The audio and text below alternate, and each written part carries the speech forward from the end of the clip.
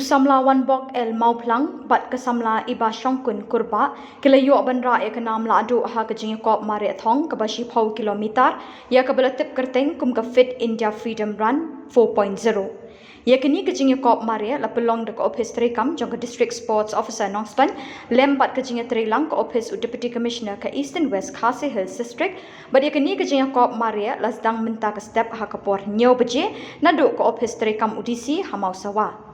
Ha kini ke step lawan ban khaweh Lama ya kini ke jingiakob da Deputy Commissioner ubak Gideon kharmawphlang ryngkat ke jingiadonlang ke DSO WKH Hills ke kong Balarina sim nang tau ADC ubak M.Diengdoh kinongkitkam ke Ophis UDC bat ke Ophis jong ke DSO lembat kiwe. Ha kini ke jingïakob mareh thong ke balong ke Lahduh ke layu ru ban khuri ke song pisah ke balong san hajar tingka ryngkat ke sernot.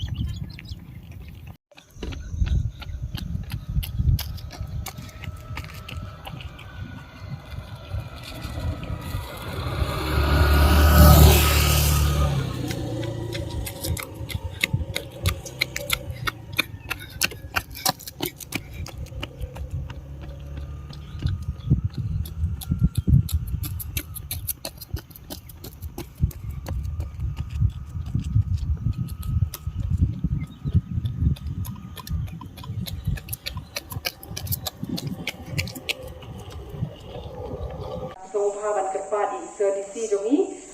ibain ai chicken tira dengan ko. Kublai yang pilih tengah belum DSO ba nebon sangat bon ni official naka sports department ki volunteers security na police naka health department pada fiber khaj di participate nasni kalau fikir Isya Mustanad bani I yang ketinya simpetan setelah joki hakani ka marathon kani ngakai borak kai fiatep kani marathon organize orang Uyghur India kani kalong bangin observe ya katakan national unity day kani ka rastra ektia diwas kata bomot pa kumkari ni celebrate yang jing sikha jombu Sardar Patel